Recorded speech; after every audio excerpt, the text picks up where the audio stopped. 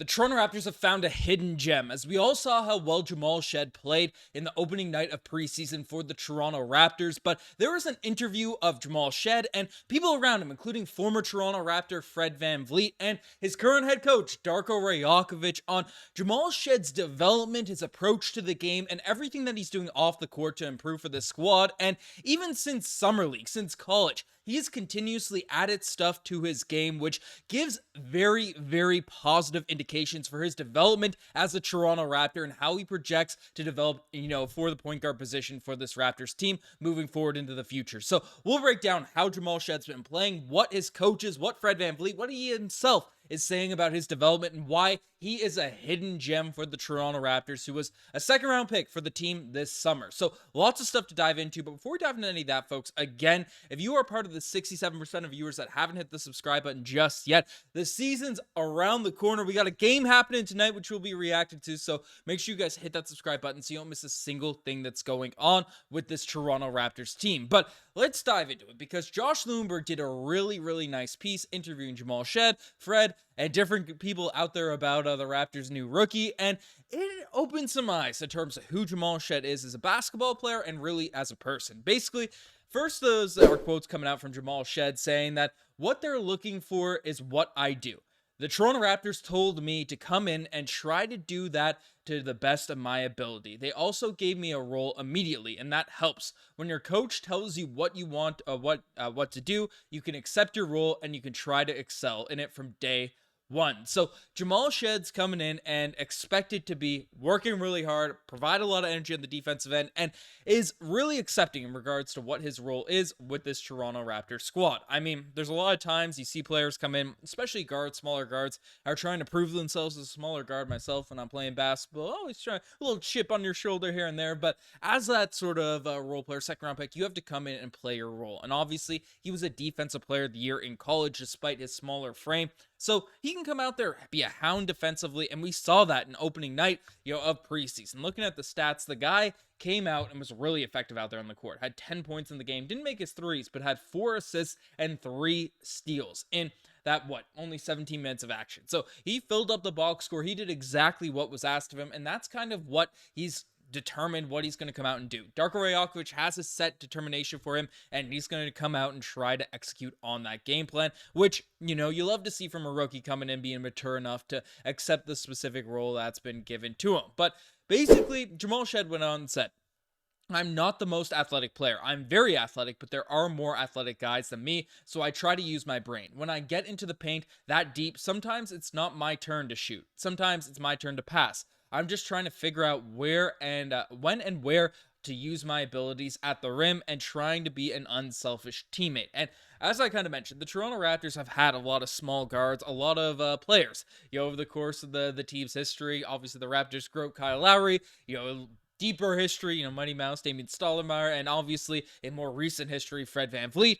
All smaller guards have had a ton of success with this Raptors group. And one of the big issues, specifically with our most recent guy, Fred VanVleet, who I think is, fans have turned on him way too much in, the at least twilight of Fred VanVleet's Toronto Raptors career. Obviously was a star for the Toronto Raptors, made an all-star team, was awesome during that championship run, but he did struggle driving the lane, had low efficiency in terms of his around-the-rim scoring. So the fact that Jamal Shead understands his size and having to pick his decisions the right way when around the basket, that is a huge positive. And staying on the topic of Fred VanVleet, he had some very, very high praise for Jamal Shead himself, because Shead was a guy that played his college basketball career out there in Houston. So, obviously Fred VanVleet being on the Rockets, they developed a little bit of a relationship there. So basically, Fred VanVleet Shead will discuss his relationship with Fred VanVleet before we dive into that quote, saying that he is someone that you look at as a role model. Being in Houston, I got to see him last season, just going up to the Rockets facility, watching him work out, watching him play. He's somebody that's my size, that does what I do, and shoots the ball a lot better than me. So he is just a role model and somebody that I can look at and try to be like in this league. Toronto's known for doing small guards and he set the pathway for me. I'm just trying to figure out how I can do what he did. So again, some people are going to be, I know the comments have already been written, no, we don't want you to be like Fred VanVleet and stuff. But again, Jamal Shead, 45th overall pick in the draft, Fred VanVleet undrafted. Not a lot of expectations, at least, draft positional wise, coming into these teams, when they were selected, when they were brought into the groups. So if Jamal Shead can have the career pathway of a Fred VanVleet, that sort of trajectory in terms of development, in terms of that route, that would be a massive positive. And Fred is a bit of mentor, apparently, to a Jamal Shead. Said, I just let him know that I see he's on the right path. I just wanted to let him know I'm easy to find wherever he needs anything on or off the court. I love Shead's game. I've been watching him since he was in college. He was always super tough and competitive. He won at a high level. I see some similarities because he's a dog. You see the spirit defensively, and being able to impact the game defensively at that size is not an easy task. He's probably much more athletic than me. That's what Fred VanVleet basically had to say regards to Jamal Shead. And then we also got some high praise from Darko Rajaković coming in and saying he is a winner. Obviously, he's really, really good on-ball defender. He's doing a good job pressuring the basketball, but he's also very coachable. Coming from a program like Houston with Coach Kelvin Sampson, it really prepared him for this moment. We have a great communication, and I'm really able to coach him on the fly. He's getting better every day and every week. So basically, Jamal Shead, Fred VanVleet, Darko Rajaković, words on Jamal Shead, Fred VanVleet, words on Jamal Shead, all very, very positive. And regardless what you think is Darko as a coach, as Fred as a mentor out there in the NBA, having this type of praise for just being in the league, one preseason game, just half a summer really at this point, being into the league, it is very, very high praise and is a true indication in terms of what he's going to be able to develop into, because you rarely hear this type of praise. And, obviously you get high character guys, low character guys coming to the league every single year, but rarely do you get this sort of, championing from these types of players. Fred VanVleet doesn't just really compliment a lot of people. We know how Fred VanVleet's relationship with young guys has been in seasons past. It's one of the reasons he was on his way out, including Nick Nurse.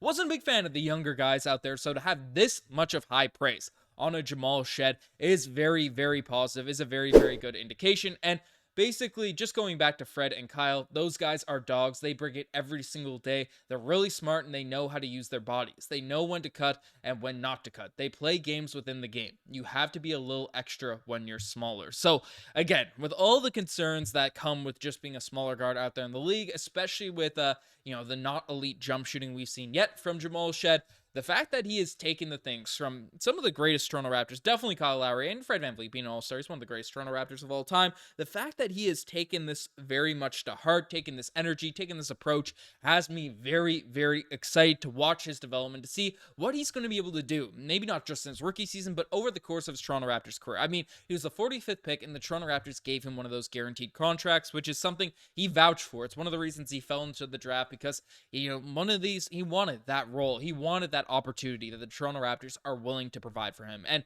again, excited to watch the game tonight, once again against the Wizards, but he really showed out in his first ever game as a Toronto Raptor, so I'm very, very excited to see what he's able to do for this team. And frankly, the Raptors have found a hidden gem. Whether he develops into an insane talent or not, Gem is a personality, Gem is a player. I'm very, very excited to watch his development for this team. But let me know what you guys think about all this in the comment section down below. If you guys have the best thing as far, subscribe to the channel if you guys haven't already. Anyways, I'm signing out. Cheers.